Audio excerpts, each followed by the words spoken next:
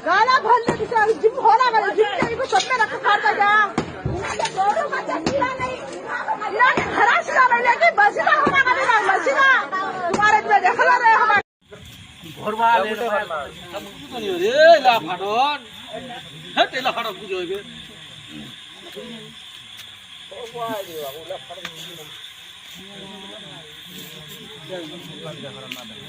ए गला धु की गला की आ नूर जा गया संगोरे ओरे ऊपर तक पाए मासा कमरा मासा छोटा जन ये मासरा ले गया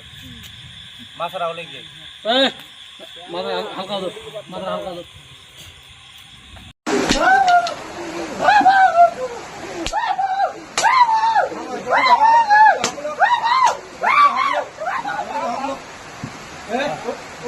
मल्लर सालीर बेटी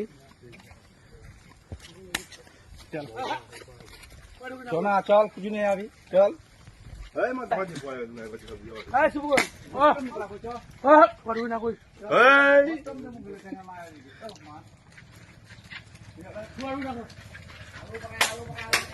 नमस्कार साथियों, CSB मीडिया में आप सबका स्वागत है। मैं CS भारद्वाज। उम्मीद करता हूं आप सब बेहतर होंगे, मस्त होंगे, बम बम होंगे।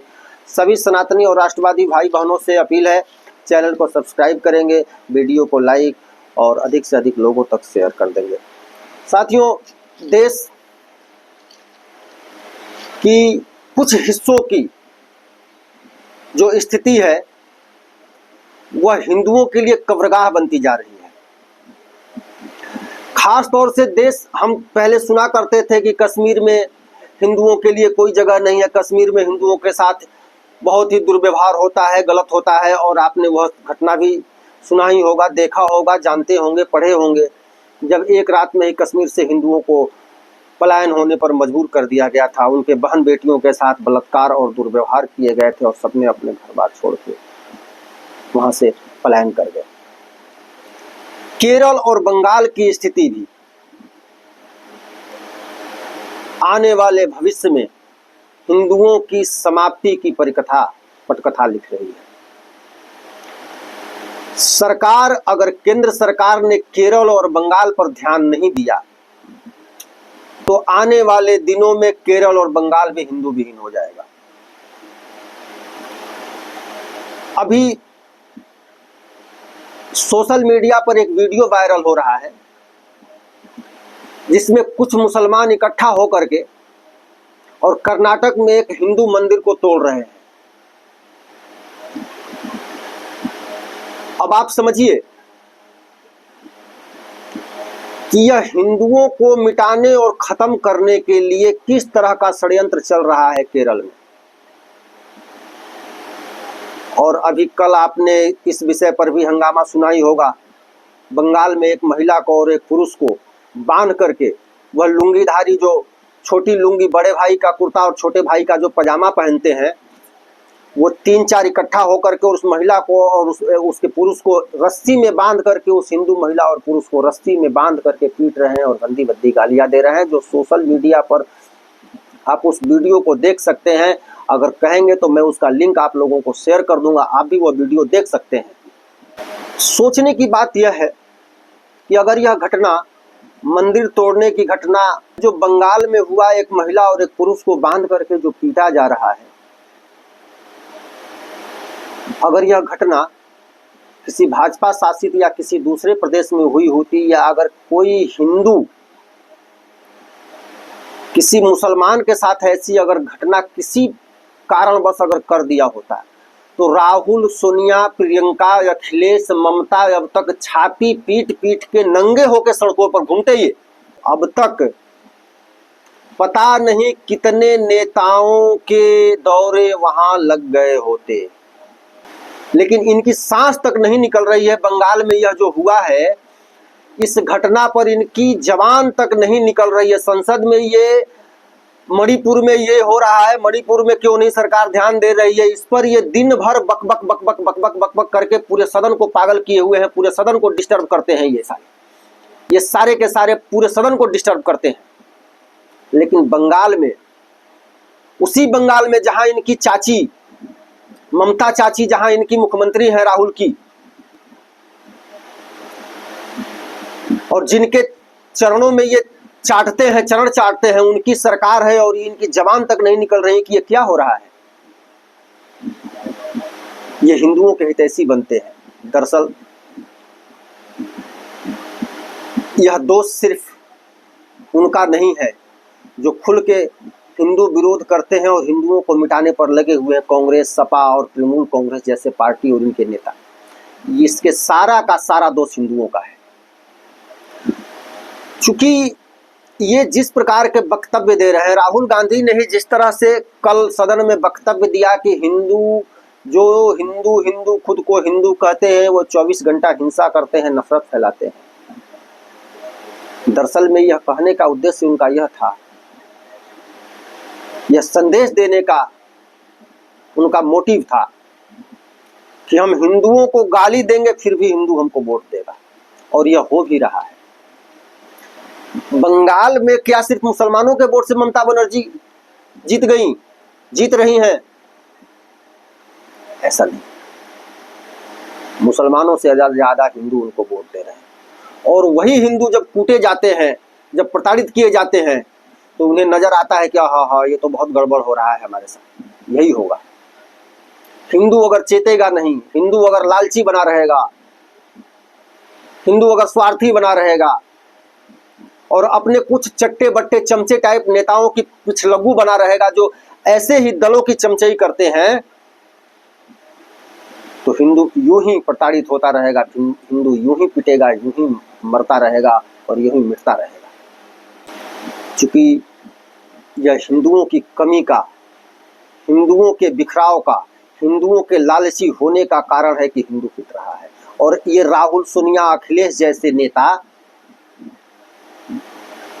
हिंदुओं को गाली देकर, सनातन को गाली देकर भी यह गुमान से बोलते हैं, यह अभिमान से चलते हैं कि हम हिंदुओं का वोट ले लेंगे।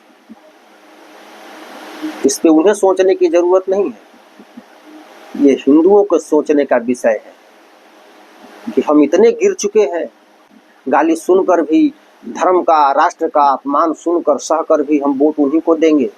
हम इतने बेगैरत हो चुके हैं, हमारा जमीर मर चुका है क्या? बहुत दुर्भाग्यपूर्ण स्थिति। आने वाले भविष्य में अगर हिंदू चाहे बंगाल के हों, चाहे केरल के हों, चाहे देश के किसी भी अन्य भाग के हों, अगर खुद को लालची और दलगत राजनीति से ऊपर नहीं उठा सके तो उनके बगल का भी मंदिर तोड़ा जाएगा और उन्हें भी रस्सियों से बांधकर कभी न कभी पीटा जाएगा, चाहे भले ही वो 20 साल बाद हो या 40 साल बाद हो, लेकिन यह दिन जरूर आएगा। अगर ये नहीं जगे तो ये दाढ़ी वालों से पीटे जाएंगे। इसलिए अगर देश की राजनीति सशक्त नहीं होगी, देश में बहुसंख्यक आबादी के बारे में सोचने वाली सत्ता नहीं होगी, तो बहुसंख्यकों को मिटते देर नहीं लगेगी। मणिपुर पर चीखने वालों से मैं पूछना चाहता हूं कि बंगाल पर चुप क्यों है? एक आदमी और एक महिला को रस्सी से बांधकर पीटा जा रहा है और यह वीडियो को सोशल मीडिया पर पूरा भारत देख रहा है किस तरह की घटना हो रही है। न चमचा मीडिया बोल रहा है, न चमचों की जो पार्टी है, जीजा जी हैं, दीदी है, चाची है, बहन जी है, ये सारे के सारे चुप हैं। वो लाल टोपी वाला वो जो है, जो अयोध्या से जीतने का ख्वाब भर रहा है, अवधेश प्रसाद, हम जीत गए, भाजपा हार गई, वह भी हिंदुओं के अपमान पर चुप है और कहता है कि हम सबसे बड़े हिंदू हैं। राहुल गांधी जो खुद को सबसे बड़ा हिंदू बताता है, संसद में कल न जाने क्या क्या हिंदुओं के बारे में बोल गया, हिंदुओं को कौन कौन सी गाली दी, इसका कोई ठिकाना नहीं है, वह इस पर चुप है। और जब उससे सफाई पूछा गया तो कह रहा है कि हम बीजेपी और आरएसएस को कह रहे हैं। ठीक है भाई, तुम बीजेपी आरएसएस को कह रहे हो, लेकिन बंगाल में हिंदू के साथ जो हुआ, महिला को और पुरुष को बांध कर पीटा गया,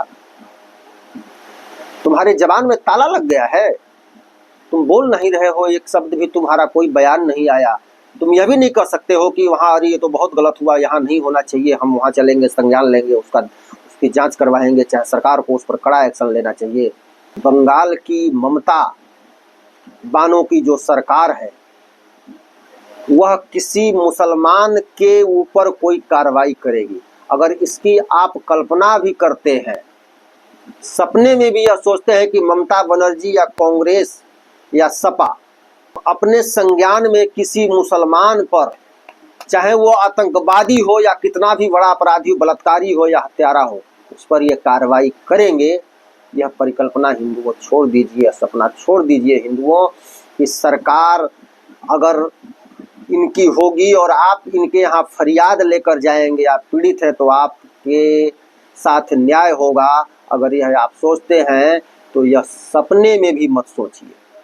अपेक्षा की जाती है कि केंद्र सरकार ऐसे मामलों पर हिंदुओं के साथ हो रहे केरल, बंगाल जैसे राज्यों में हो रहे लगातार घटनाओं पर संज्ञान ले और यहाँ की सरकारों पर कड़ा एक्शन लेने का दबाव बनाए, अन्यथा यहाँ की सरकारों को बर्खास्त करने तक का भी फैसला अगर सरकार नहीं ले पाती है तो हम मान के चल रहे हैं कि मोदी जी कहीं ना कहीं कमज़ोर होते जा रहे हैं और खुद को कमज़ोर बना रहे हैं।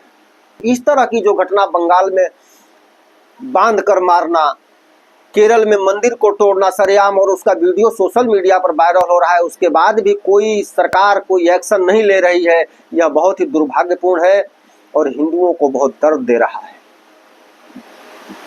हम मानते हैं कि गठबंधन की सरकार है, मजबूरी में है और इसका दोषी आप ही सिर्फ नहीं है, मैं यह भी मानता हूँ यह हिंदुओं का ही दोष है। हिंदू, चूंकि हिंदू का कृत्य ही, हिंदू इस तरह की मानसिकता का लालची हो गया है कि वह सिर्फ लालच में अपने दुश्मनों को भी वोट दे रहा है।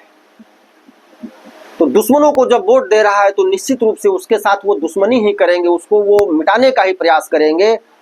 लेकिन फिर भी यथासंभव जो भी संभव हो, नरेंद्र मोदी और केंद्र सरकार से यह अपील है, बंगाल और केरल जैसे राज्यों में हिंदुओं को संरक्षण दे और हिंदुओं पर विशेष ध्यान दे, नहीं तो आने वाले भविष्य में केरल और बंगाल से हिंदुओं को समाप्त होने से कोई नहीं रोक सकता है। देश भर के हिंदू इस बारे में भी गंभीर हों और अगर अन्य भागों के हिंदू भी सचेत नहीं हुए तो उनके यहाँ भी कभी न कहीं उनके पड़ोस का मंदिर टूटेगा, उनको बांध कर रस्सियों से पीटा जाएगा, भले ही वह 10-20 साल के बाद। यह मैं बार बार कह रहा हूँ, इसलिए जागो, समझो, सचेत रहो, एकत्र रहो, तभी इस देश में सनातन रहेगा। नहीं तो सनातन को मिटाने के लिए दुनिया तो लगी ही हुई है। दुनिया के जो दुश्मन देश हैं भारत के, वो तो लगे ही हुए हैं। भारत के अंदर बैठे हुए उनके चमचे और राजनीतिक दलाल जो हैं, ये भी आपको मिटाने के लिए लगे हुए हैं। ये छद्म हिंदू जो है, ये चुनावी हिंदू जो हैं, ये कुर्ते के ऊपर जनेऊ पहनने वाले हिंदू जो हैं, ये लाल टोपी लगाकर खुद को यादव और फलाना ढिमका कहने वाले जो हिंदू हैं, वैसे हिंदू जो हिंदुओं के दुश्मनों के चरणों में पड़े रहते हैं, उनके लिए सारी राजनीति करते हैं, हिंदुओं पर गोली चलवाते हैं, ये आपका कभी भला नहीं कर सकते। इसलिए अगर आप नहीं जगेंगे तो आपका मिटना तय है। बस अब मैं क्या कहूँ, विशेष देश के हिंदू, चूँकि आप स्वयं नहीं समझेंगे तो मेरे कहने से या किसी के कहने से भी कुछ नहीं होगा। आपको स्वयं चिंतन मनन करना होगा, स्थिति परिस्थितियों को भांपना होगा, निजी स्वार्थ, निजी हित से बाहर निकल के राष्ट्र और धर्म के हित में फैसले लेने होंगे, चाहे वो राजनीतिक फैसले हों या सामाजिक फैसले हों, इसका ध्यान आपको रखना होगा। जय हिंद, जय भारत, वंदे मातरम।